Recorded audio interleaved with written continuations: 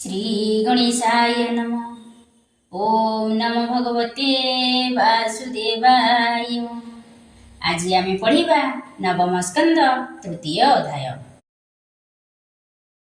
निज शरीर चाबिकाठी है निज मन। एबे कुह खाइबा पाई बंचिबा ना बंचिबा पाई खाइबा। जन्म अच्छी माने मृत्यु निश्चिंत।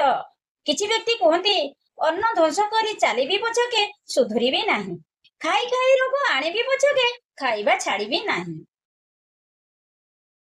तृतीय अध्याय। सर्जादि वंशानुचरित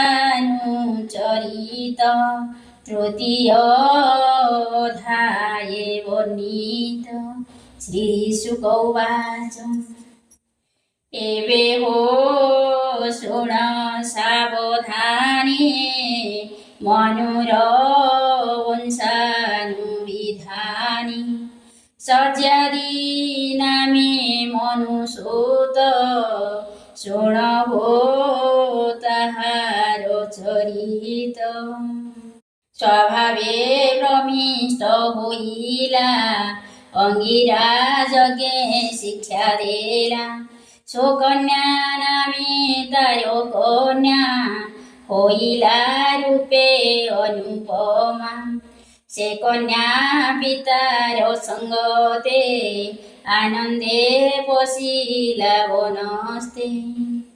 कुमारी 5-7 संगे बने बुलई अति रंगे। से बने भृंगुर नंदन तपस्वी नाम वन।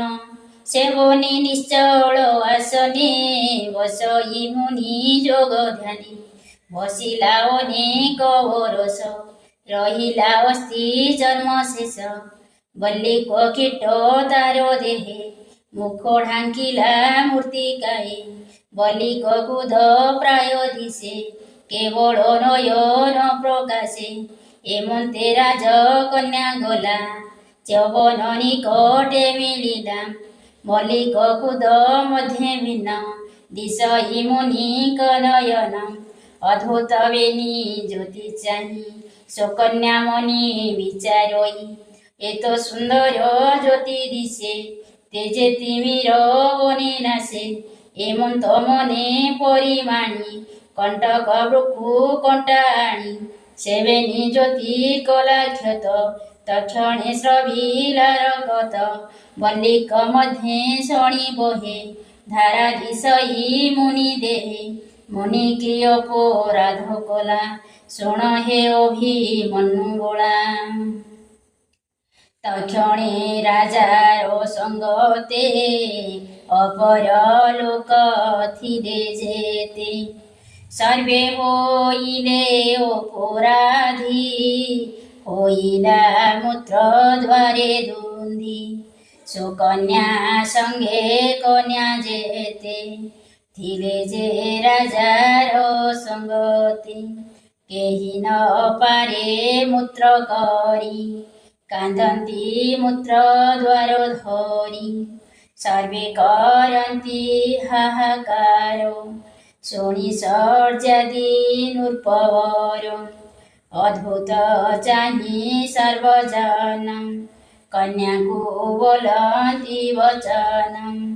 तुझे बनस्ते बुलुथिलु कहतु किबा चरिलु। से कर्म बड़े टिए व्याधि रहिला मूत्र द्वारे रुंधी। सर्वे मरिबा एही क्षणी सुकन्या कहे ताहा शुणी। भोभात बल्लिक उपरे ज्योति जुगल देखि खरी। अद्भुत प्राये मुनि मुनि कंटक वृकु कंटाणी। भेदिली से ज्योति अद्भुत तक्षणे स्रविला रगत। ता शुणी नृप अति बेगे मिलिला बल्लिकर आगे। संभ्रमे बेनी कर जोड़ी कहे बलिक तले पड़ी। কীট বলি কত দেহ রুধির বহে কিম্পাঙ্গ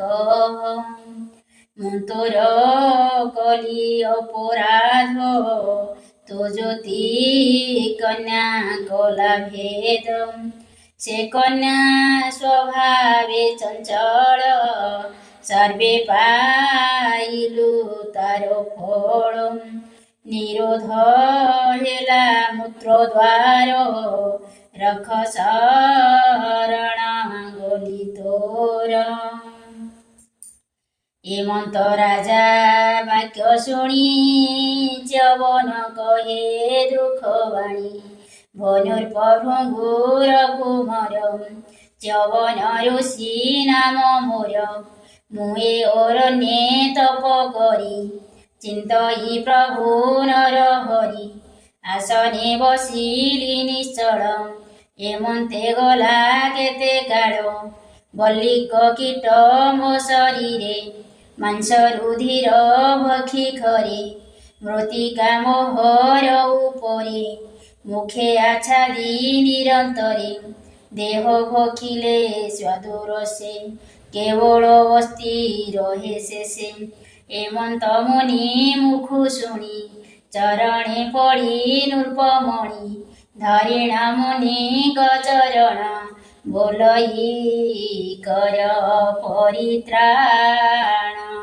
ए जे सुकन्या बोधुलणी हे तुम्भ घरणी सत्य वचन ए मोहर इतकु सखी दिवाकर। হেমন্ত রাজা মুখ শুনি যবন কহে মঞ্জুবাণী এ যেবে সত্য বাক্য তোর সবু সকল মূত্র দ্বার শুনি সে যবন বচন ফিটিলা মূত্র নিরোধন সর্বে লভিলে পরিত্রাণ এবে হো পরীক্ষিত শুণ। মুনি কি কন্যাদান করি রাজা চলিলে নিজ পুরী নিজ জনଙ୍କ সঙ্গে মিশি যবন মহিমা প্রকাশী সুকন্যা যবন সমীপে খটই মন অনুরূপে নীতি কল্পিত ভিক্ষাণী সে মিল শাক কন্দ পাণী।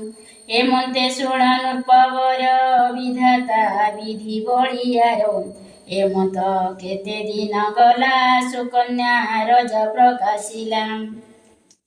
সেদিন প্রভাতর কালে অশ্বিনী কুমারে মিলিলে মুনিকে নমস্কার করি বসিলে আসন আবরি যবন উঠি মন তোষে অশ্বিনী কুমারଙ୍କ বাসী পাদার্ঘে চরণ ପୂଜିଲେ ଅନେକ ସ୍ତୁତି ବାକ୍ୟ କଲେ ବୋଲନ୍ତି ବିଶ୍ୱାସ ଲଗାଇ ଦେବଙ୍କ ଦୈତ୍ୟ ତୁମ୍ଭେ ଦୁଇ ସେ ତୁମ୍ଭ ନାମ ଉଚ୍ଚାରନ୍ତି ରୋଗ ପ୍ରବନ୍ଧୁ ସେ ତରନ୍ତି ଦେଖ ଏ ମୋହର ଶରୀର ଜରା ଅବସ୍ଥା ଜର ଜର ମର୍ଯ୍ୟାଦି କନ୍ୟା ମୋତେ ଦେଲା ଭାବ ଭାବ ନ ଜାଣିଲା ଦେଖ ଏ କନ୍ୟା ପତିବ୍ରତା ଏହାକୁ ଅବରୋଦାତା ଏ ବୃଦ୍ଧ ଦୁଃଖ ମୋର ହର ଯୋବାବୟ ସମୋର କର ମୁଁ ପୁଣି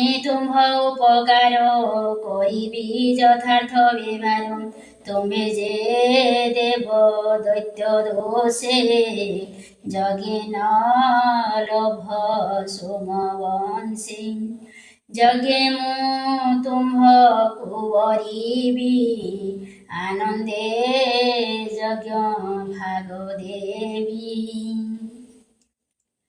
ଇନ୍ଦ୍ର କି କରିବ ମୋହର ଯୁବା ଶରୀର ମୋତେ କର ହେମନ୍ତ ମୁନି ମୁଖ ଶୁଣି ଅଶ୍ବିନୀ ସୁତେ ମନେ ଗୁଣି ବୋଲନ୍ତି ମୁନି ମୁଖ ଚାହିଁ ଏକଥା ଅନ୍ୟଥା ନୁହଁଇ ଆମ୍ଭର ସଙ୍ଗେ ସିଦ୍ଧ ହ୍ରଦେ ସ୍ନାନ କର ପ୍ରମାଦେ ହୋଇବ ମୋର ସ୍ୱରୂପ ପ୍ରତ୍ୟକ୍ଷ ମନ୍ତ୍ର ବଳ ଦେଖ ତା ଶୁଣି ଯବନ ଆନନ୍ଦେ ବେগে ପଶିଲେ ସିଦ୍ଧ ହ୍ରଦେ ତିନି ହେ ହସ୍ତେ ହସ୍ତ ଧରି ଜଳେ ବୁଡ଼ିଲେ ବୋଲି କରି ତକ୍ଷଣେ ଏକ ରୂପ ହୋଇ ଉଠିଲେ କନ୍ୟା ମୁଖ ଚାହିଁ କିଓ ବା ଦେବା ପଟାନ୍ତର ରୂପେ ମୋହର ସୁର ନର ସେ କନ୍ୟା ତୀରେ ଚାହିଁଥିଲା ନିଜ ସ୍ୱାମୀ କି ନ ଚିହ୍ନିଲା ବିକଳେ ହୋଇ ଛନ ଛନ ଅନାହିଁ ତାହାଙ୍କ ବଦନ କର ଯୁଗଳ ମୁଣ୍ଡେ ଦେଇ ବୋଲଇ କର ତ୍ରାହି ତ୍ରାହି ମୁଁ ଯେବେ ସତ୍ୟ ପ୍ରତିବ୍ରତା ନିକଟେ ଦିଅ ମୋର ଭର୍ତ୍ତା ଅସ୍ମିନି ସୁତେ ତାହା ସ୍ୱାଣୀ ସ୍ୱାମୀ କି ଦେଲେ ତାର ଆଣି ମନି କି ନମସ୍କାର ହୋଇ ସ୍ୱର୍ଗେ ଚଳିଲେ ବେନି ଭାଇ ଶୁଣ ହୋ ପରୀକ୍ଷିତ ଏବେ ସର୍ଜାଦି ଯଜ୍ଞର ଆରମ୍ଭେ ଯବନ ଆଶ୍ରମେ ମିଳିଲା ନୟନେ ଅଦ୍ଭୁତ ଦେଖିଲା ନିଜ କନ୍ୟାକୁ ପାଶେ ବସି ଅଛି ପୁରୁଷେ ତେଜ ରାଶି ସ୍ୱକନ୍ୟା ଆସି ପିତା ପାରେ ସ୍ୱଭାବେ ନମିଲା ନନ୍ଦେ ତାହାଙ୍କୁ କଲ୍ୟାଣ ନ କରି କନ୍ୟାକୁ ବୋଲେ କୋପ ଭରି ଅଦ୍ଭୁତ କର୍ମ ଏ ତୋହର ଅତ୍ୟନ୍ତ ବୃଦ୍ଧ ତୋର ବରମ୍ ତାର ଚରଣ ସେବା ଛାଡ଼ି ଯୁବା ପୁରୁଷେ ମନ ବଢ଼ି କେମତେ ବଳିଲା ତୋ ମତି ସଂସାରେ ହୋଇଲୁ ଅସତୀ କୁଳ ଦୂଷଣ କର୍ମ କଲୁ ବୃଦ୍ଧ ସ୍ୱାମୀକୁ ଉପେକ୍ଷିଲୁ ଯାର ପୁରୁଷେ କଲୁ ମତି ଏ ବଡ଼ ତୋହର ନୀତି ଉଭୟ କୁଳ କଲୁ ନାଶ ପର ପୁରୁଷେ ତୋ ବିଶ୍ୱାସ ଏ କର୍ମୀ ପିତା ପତି ବଂଶ ନରକେ କରାଇଲୁ ବାସ ଏମନ୍ତ ପିତା ବାକ୍ୟ ଶୁଣି ହସି ବୋଲଇ ତା ଦୁଲଣି ତୋ ତାତ ଭ୍ରାନ୍ତି ତୁ ନ କର ଏହିଟି ମୋର ନିଜ ବର ଏମନ୍ତ ପିତାର ଗ୍ରତେ ସର୍ବେ କହିଲା ଆଦ୍ୟ ପ୍ରାନ୍ତେ ଯେମନ୍ତେ ସ୍ୱର୍ଗ ବୈଦ୍ୟ ଆସି ସୁନ୍ଦର କଲେ ଜଳେ ପଶି ବୃଦ୍ଧାକୁ ଯୁବା ରୂପ କଲେ ରଥ ଆରୋହୀ ସ୍ୱର୍ଗେ ଗଲେ ଏମନ୍ତ କନ୍ୟା ବାକ୍ୟ ଶୁଣି ଅତି ଆନନ୍ଦ ନୃପମଣି ତକ୍ଷଣେ ଦୁହିତା ବଚନ ଅଦ୍ଭୁତ ଶୁଣି ସେ ରାଜନ ଅତି ଆନନ୍ଦେ ବୋଧ ଭରି ନିଜ ଦୁହିତା କୋଳ କରି ତକ୍ଷଣେ ନିଜ ପୁରେ ଗଲା ଶୁଣ ହୋ ଭୀମନୁ ବଳା ନିଜ ଭୁବନି ନୃପମଣି ଯବନ ମୁନି ଗୃହେ ଆଣି আগমনী গম উকতে যজ্ঞ সে কলা বহু মতে যবন বাক্য যজ্ঞে তার মিলিলে অস্মিনী কুমর তাহাকু সোম দেবা বেড়ে ইন্দ্র মিলিলে যজ্ঞশালে বজ্র উঞ্চাই কোপ ভরে নিষেধ কলা মন্ত্র স্বরে তা দেখি যবন উঠিলে ইন্দ্রর বজ্রକୁ স্তম্ভিলে মারি ন পারি বজ্র কোপে ইন্দ্র শরীর ক্রোধ কম্পে ବୋଲଇ ମୁନି ମୁଖ ଚାହିଁ ଏକଥା ଉଚିତ ନୁହଁ ଯଜ୍ଞେ ତାହାଙ୍କ ଭାଗ ନାହିଁ ଆହୁତି ଦେବୁ କାହିଁ ପାଇଁ ଯବନ ବୋଲେ ଇନ୍ଦ୍ର ଚାହିଁ ସତ୍ୟ ଯେ କରି ଅଛି ମୁହିଁ ଏ ଯହୁଁ ଯୁବା କଲେ ମତେ ଆହୁତି ଦେବି ଯଜ୍ଞତେ ଯଜ୍ଞର ଶେଷ ଭାଗ ପାଇ ସନ୍ତୋଷ ହେବେ ବେନି ଭାଇ ବ୍ୟାଧି ନାଶିବେ ଯଜମାନେ ମନ୍ତେ ଯବନ ବଚନେ ଦୋଷ ହୋଇଲେ ସୁରନାଥ ମୁନି ଛାଡ଼ିଲେ ତାର ହସ୍ତ ସେଦିନୁ ସର୍ବଦେବେ ଯଜ୍ଞ ତାଙ୍କୁ ସ୍ଥାପିଲେ ହବିର୍ଭାଗ ସେ ସୋମ ଭାଗ ପାନ୍ତି ଏବେ ହୋ ଶୁଣ ନରପତି এমন্ত যজ্ঞ কর্ম ফলে পুত্রে জন্মিলে রাজা কুলে অতি সুন্দর অনুপম শুণ ও পুত্রঙ্কর নাম উত্তান বরহিয়ানর্থ তৃতীয়ে ভুরি সেন জাতম সর্যাদি পুত্রে মহাতে যে প্রজা পাড়িলে শুভে রাজে আনর্থ নামী ମଧ୍ୟ ସୁତ ଶୁଣ ହୋ ତାହାଙ୍କ ଚରିତ ସେ ନିତ୍ୟ ହରି ସେବା କରେ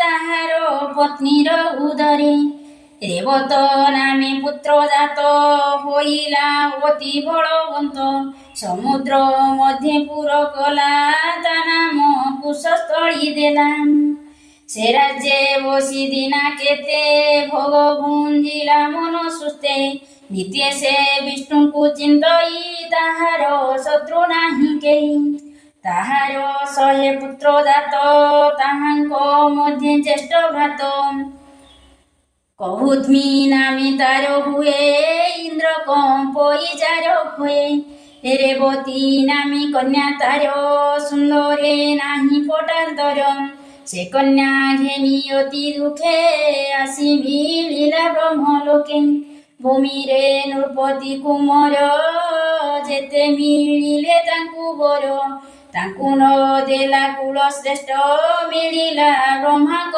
ନିକଟ ସେ ବ୍ରହ୍ମା ଘେନି ମହାଜନ କରଇ ବିଷ୍ଣୁଙ୍କ କୀର୍ତ୍ତନ କ୍ଷଣେ ରହିଲା ତାଙ୍କୁ ଦେଖି ସେ ଧାତା କୀର୍ତ୍ତନ ଉପେକ୍ଷି ତକ୍ଷଣେ ଚାହିଁ ତା ବୋଧନ ବୋଲନ୍ତି ମଧୁର ବଚନ କିମ୍ବା ଓଇଲୁ ବ୍ରହ୍ମଲୋକେ କନ୍ୟା ଘେନି ମନ ଦୁଃଖେ ବ୍ରହ୍ମା ବଚନି ଦଣ୍ଡଧାରୀ ଚରଣୀ ନମସ୍କାର କରି ବରଇ ଅତି ଦୁଃଖ ଭରେ କନ୍ୟା ଦେବୀ କେଉଁ ବରେ একথা রাজা মুখু শুনি হসি বলন্তি কুশ পাণি অদ্ভুত কথা এ তো হর ভূমিরে নবরিলু বরম যা কথা ওইলু তু কহি ভূমিরে তাঙ্ক বংশ নাহি ব্রহ্মাণ্ড মধ্যে কাଳ বଳେ অনেক যুগ বহি গলে